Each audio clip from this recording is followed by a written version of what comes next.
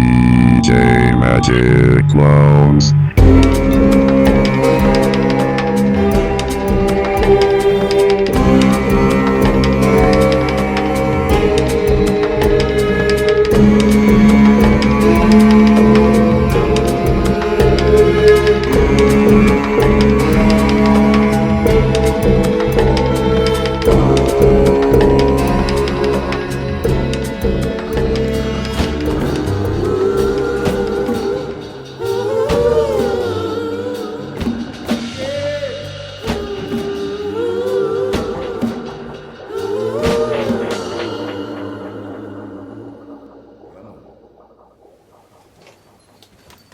Greetings and salutations to one and all. Though I have gone by many names and wear many hats, I am DJMAGICCLOWNS, aka Seltzers, and welcome to the show. On this episode, we are going to be exploring reed instruments.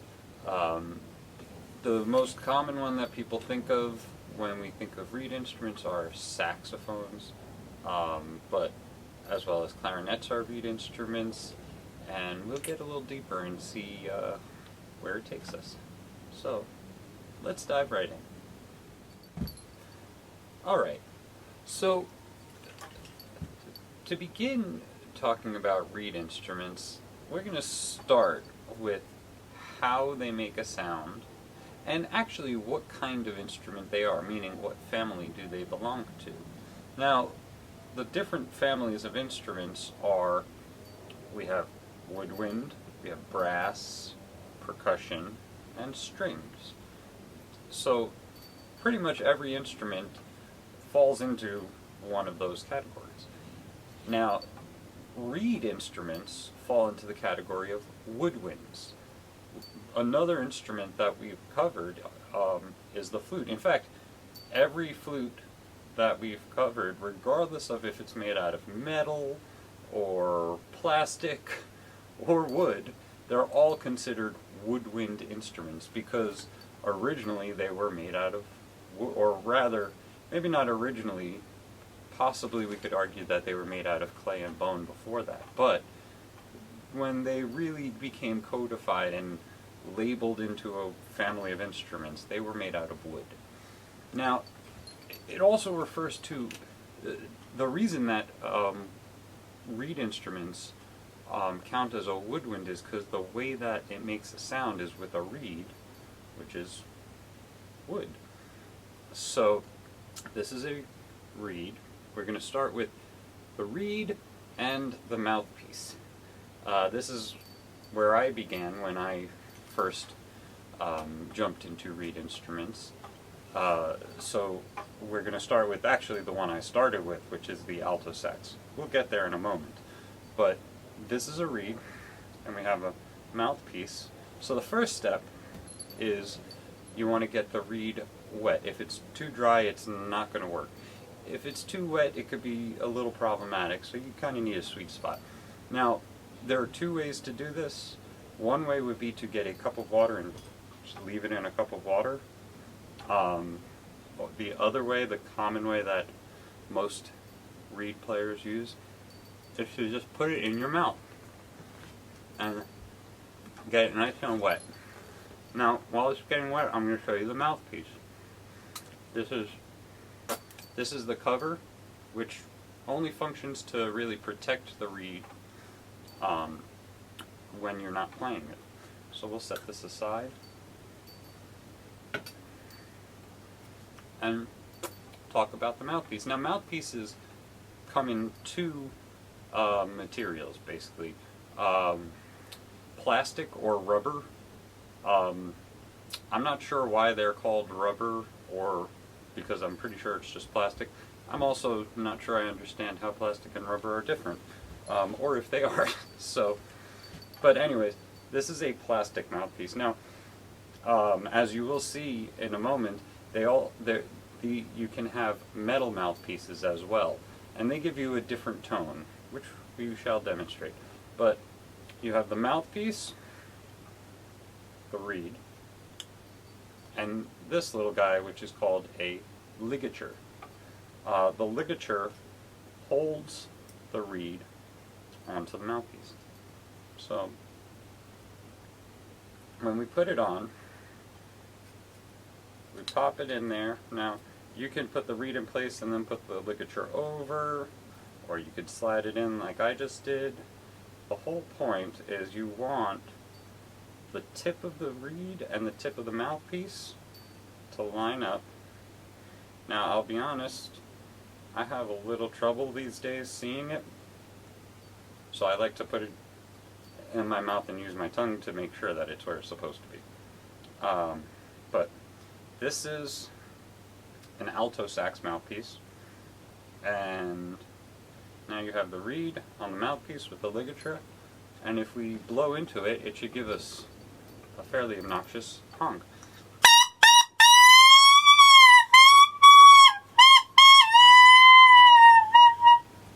So that is the mouthpiece. Now, let's now move on to the mouthpiece on a saxophone. Okay, this is an alto saxophone. In fact, this particular one is my alto sax that I got back when I think I was like 12-ish, thereabouts.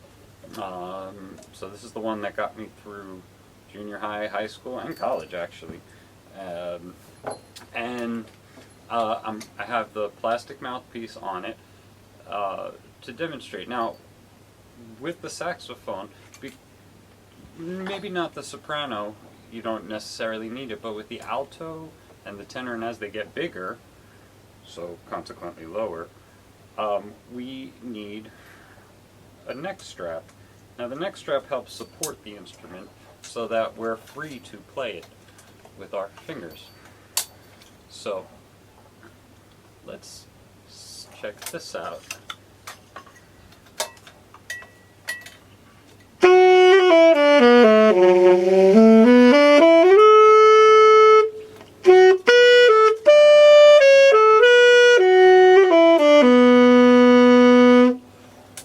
So if you notice that little bit of a gurgle on the lower note, that's what happens when your reed is not entirely up to snuff and ready to go. This reed is kind of an older reed. I probably should put a new one on, but that was sufficient to show you this one.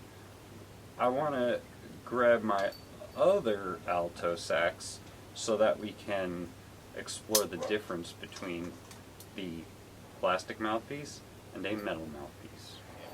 So this is my other sax, my other alto sax.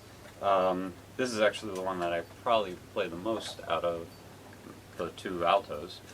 And this one has a metal, I use my metal mouthpiece on here.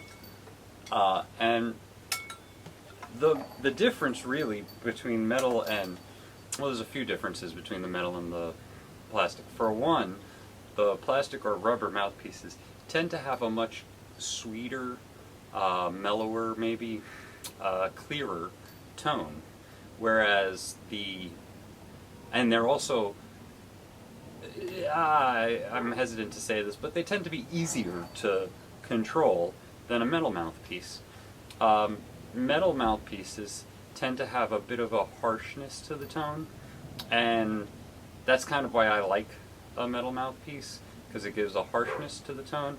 And also with it, I find with the metal mouthpieces, I can jump up into the altissimo and make this thing squeal way easier with the metal than with the plastic. Though it's not like you can't do it with both.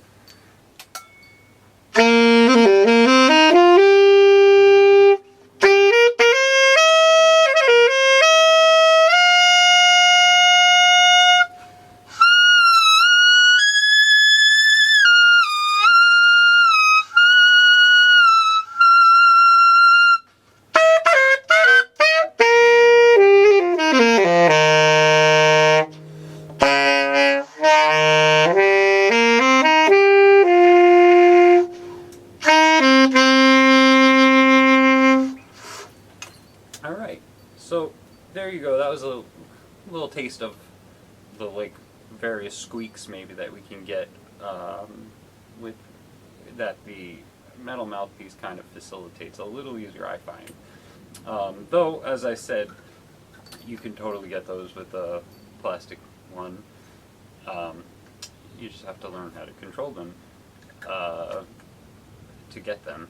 You have to control them to get that with this, but it's almost like it gives you a slight little boost, I find. Alright, so let's move on now, and we're gonna, actually, you know what, we're gonna go first down, and then we'll jump back up. So, we started with the alto sax. The next one, the next bigger sax, is the tenor sax. Okay, so here is the tenor sax. For comparison purposes, let's hold it up next to the alto. So the alto is right here, and as you can see, it's a little bit smaller than the tenor. So, let's put that there. Now, the tenor, because it's larger, it's lower in pitch, and actually, here's a little bit of an interesting thing. This mouthpiece is made out of plastic. This is 3D printed, but it's cut in such a way and shaped in such a way that that it plays like a metal mouthpiece. So I actually like these. They're made by Rico, and I actually like these mouthpieces. I have one on my bari and my soprano.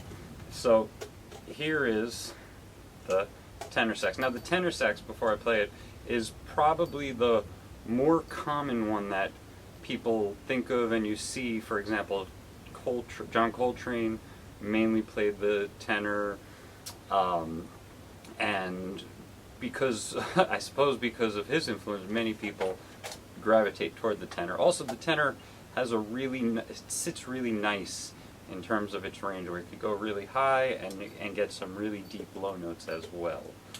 So let's see how this one sounds.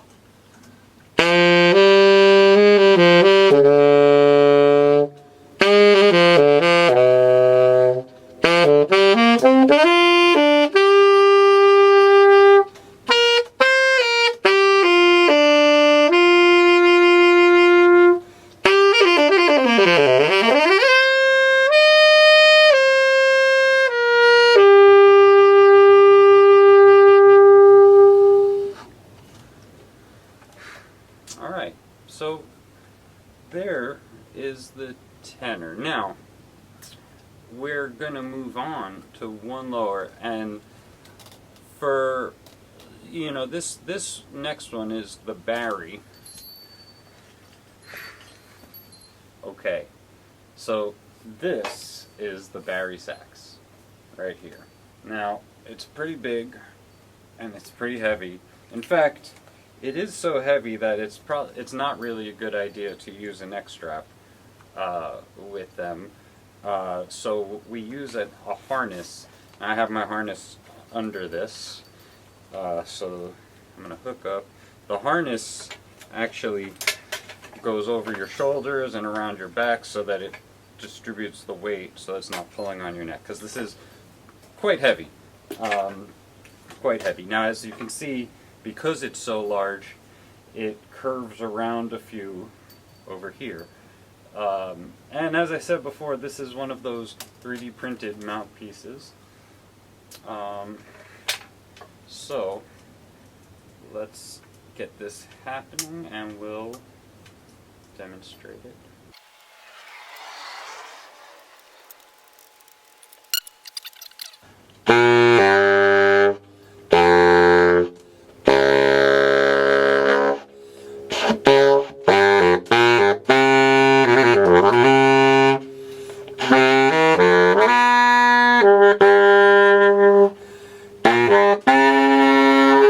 Now, it can also, I can squeeze and make it go pretty high.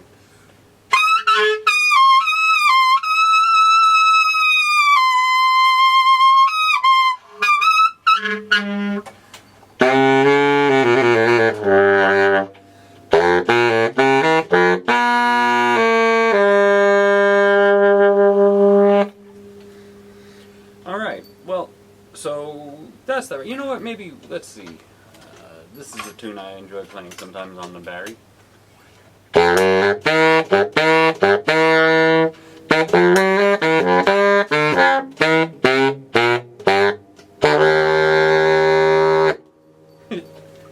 Something like that.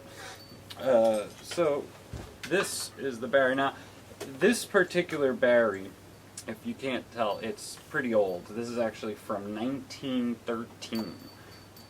So it's pretty beat. It's got some dings and dents, and the lacquer is worn out in a bunch of places, in a lot of places. But I thoroughly enjoy this horn. The newer Barrys actually can go one note lower, so they're actually slightly bigger.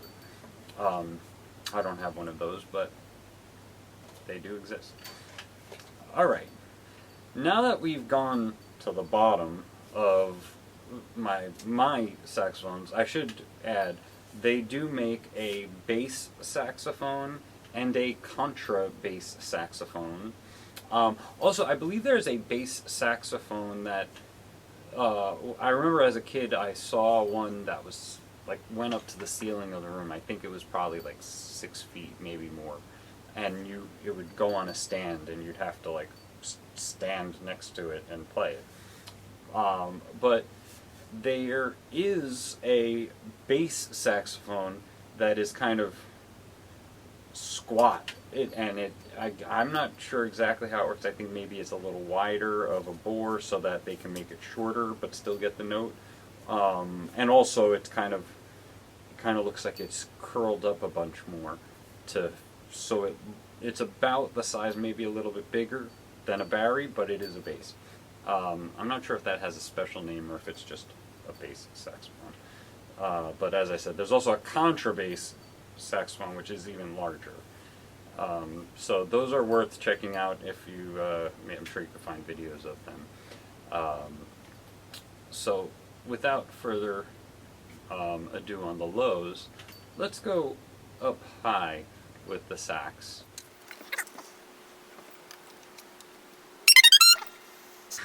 Okay, so we looked at an alto sax, two of them actually, tenor sax and a Barry sax. We talked a little bit about a bass and contrabass sax. Now we're going up high. So above the alto sax is the soprano sax. Now this is a straight soprano sax, and it's much smaller, so that it doesn't have to curve, so that it all kind of fits under, in a reachable way. So the more common soprano sax is a straight one. So this is a straight soprano sax. Let's hear what it sounds like.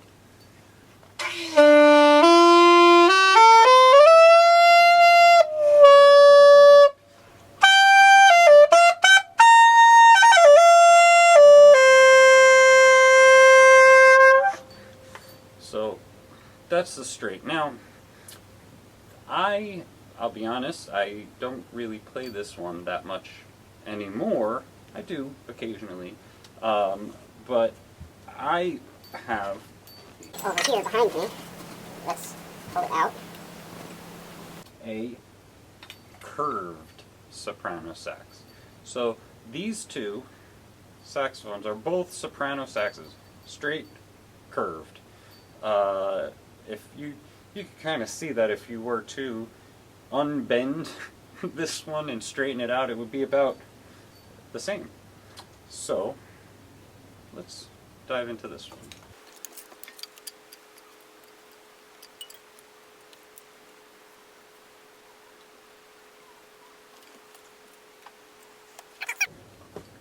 This is my curved soprano sax. Now on the other soprano sax I had a rubber mouthpiece. This one is one of those 3D printed ones that is made to sound and play like a metal one. So I'm just going to play a little bit and we'll see where it takes us.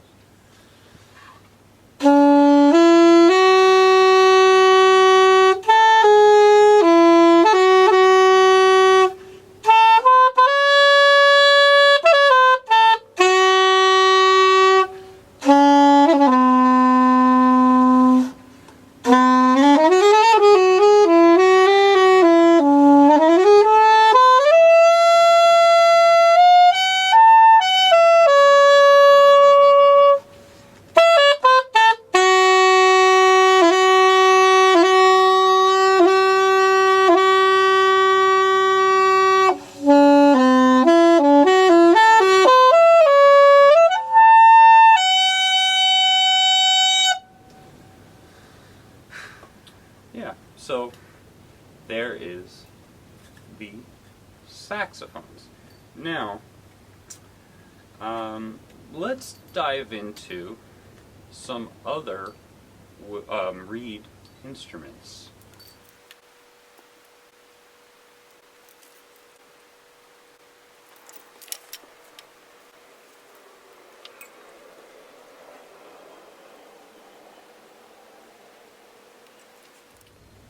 Okay, so the next reed instrument we're going to look at is the clarinet. Now this is what we mostly think of when we think of a clarinet, made out of black wood, and this is the instrument that Squidward plays. Now I brought this to show you, though I can't exactly demonstrate it for you because I'll be honest, this does not play. It's in dire need of repair, but and in fact it's probably past the point of being able to be repaired, but it's a really cool piece. This is a metal clarinet from, I believe this is from the 1920s. These were in the early part of the 20th century really popular to make clarinets out of metal for marching bands, because the wood, you know, if you were out in the snow, sometimes as in a marching band, like, I mean, I've been in sleet storms in marching bands, so clarinets, wooden clarinets don't really do so well in such conditions. So I'm pretty sure they were using metal until they figured out that they could use, until plastics were able to be used as for instrument making. And so now a lot of clarinets you'll see are made out of plastic or some sort of composite, not the real fancy nice ones, but often student model will be made out of plastic as opposed to wood. But this is a metal clarinet next to a wooden one. Let's hear the wooden one. Now before I play this, I'm gonna give myself a little disclaimer. Of all of the reed instruments, this is the one that I struggle with the most. In fact, I like the saying that if you can play the clarinet with some level of control, the saxophone feels like a kazoo with strings. So, with that, we'll see how we do.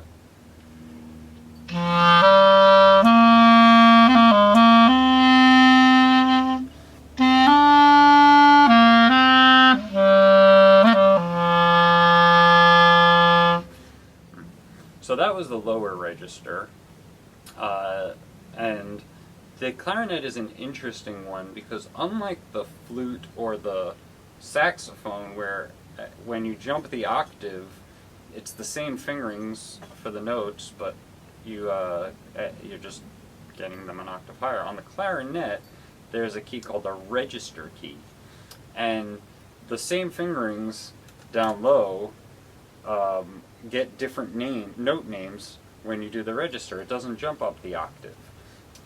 So let's hear with the register key, and I give you fair warning.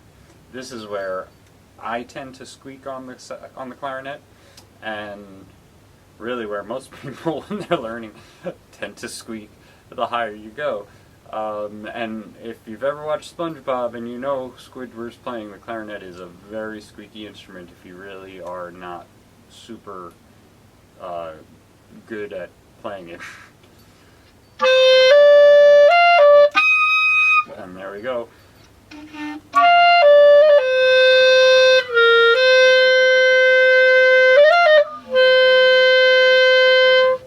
And there we go. I'm not going to try to squeak more on this guy. But there is the clarinet. Now, I do have a really interesting clarinet here to show you. Take note of all of the keys. There's lots of keys, more keys on here than the saxophone or the flute. Really, there's a lot of complex keys on the clarinet. But this next clarinet I have to show you has no keys. Okay, this is a chalumeau. I am sure I'm mispronouncing that word. It's French. I couldn't even tell you how to spell it, but I'm pretty sure I'm close. Chalumeau, maybe. Without trying to butcher a French word, we can just refer to this as the Renaissance clarinet, because it's essentially the instrument from the Renaissance that the clarinet evolved from. Also, I want to point out something interesting about this one, which goes for all reed instruments. The reed on this is actually synthetic. This is like some sort of a composite where they mixed, a type of plastic with actual reed and made it so that you don't actually have to wet it. As long as it's not cracked or warped, it's going to always play. Yeah, let's check this guy out. Now this one is also fun because, as you can see, there's no keys, there's just finger holes. And if you look, I don't know if you can see, but the finger holes actually are reminiscent of the recorder, because this has the same fingerings as the recorder.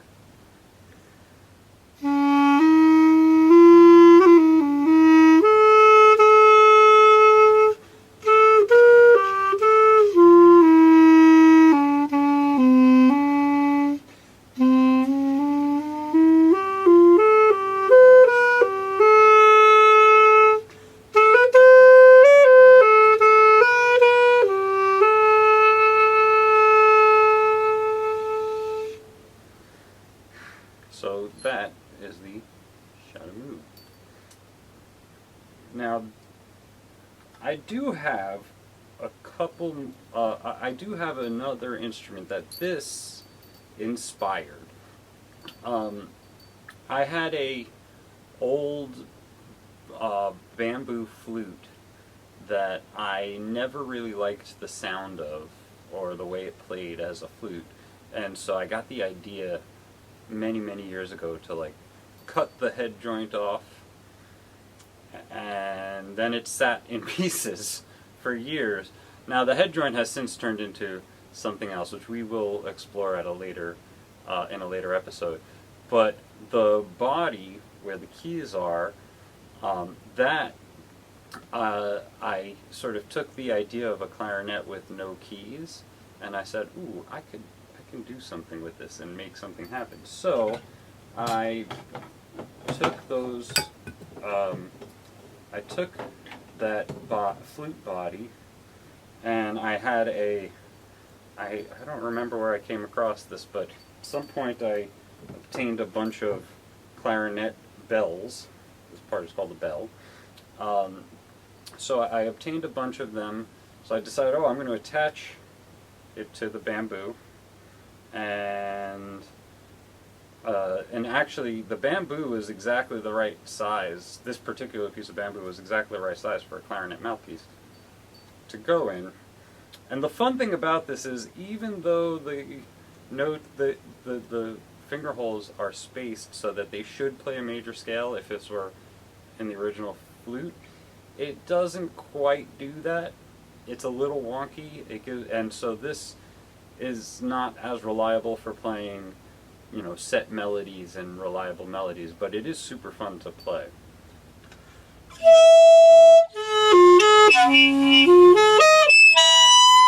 And it squeaks, and you can get all sorts of fun stuff.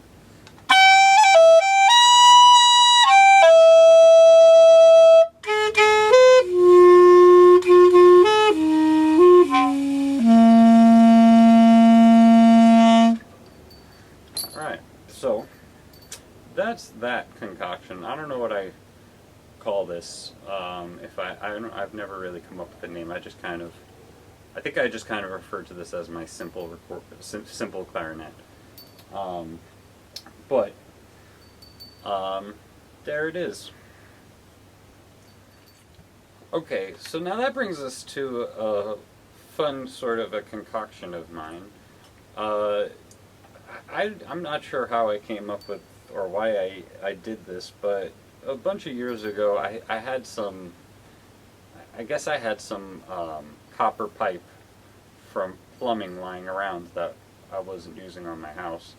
And I don't remember where this piece for the end came from, but I attached that, soldered it on, and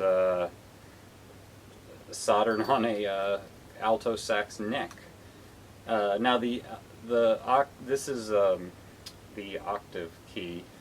I don't have a key on this to control it, so at some point, and it wasn't really doing anything cool or interesting, so I just taped it shut.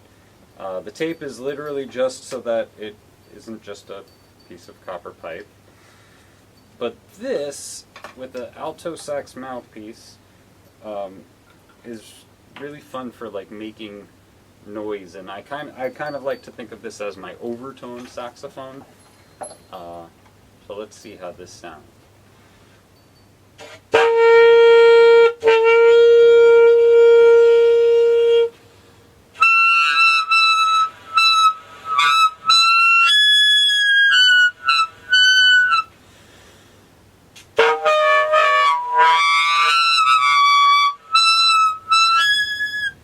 So as I said, it really only functions for making noises.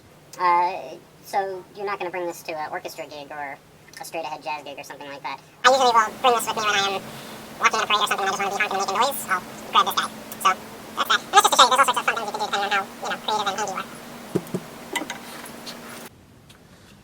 are. Okay, so that pretty much wraps up all of the reed instruments I have. And I say for the most part because those are all my single reed instruments. Now there's a type of reed instrument called a double reed instrument. Now the double reed instruments are instruments like the oboe or the bassoon or the English horn. Though I don't actually have any of those instruments to show you, I have this instrument which is called the bombard. This is the double reed. It actually is two reeds sandwiched together. And it kind of makes a squeak sound. Now, I'll be honest, I'm not really a double reeds player, and this is an intensely difficult instrument to play. So I'll do my best to demonstrate it. But we will dive into double reeds a little more in a later episode when we talk about bagpipes. And in fact, this instrument, the bombard, comes from France, from the region of France called Brittany. I believe that's the northwest part, and that's where I believe to this day the Celts, the French Celts, are based. And this instrument is a French Celtic instrument that is normally paired with their bagpipe. So it's also called the bombard because it is very loud. It bombards you with sound.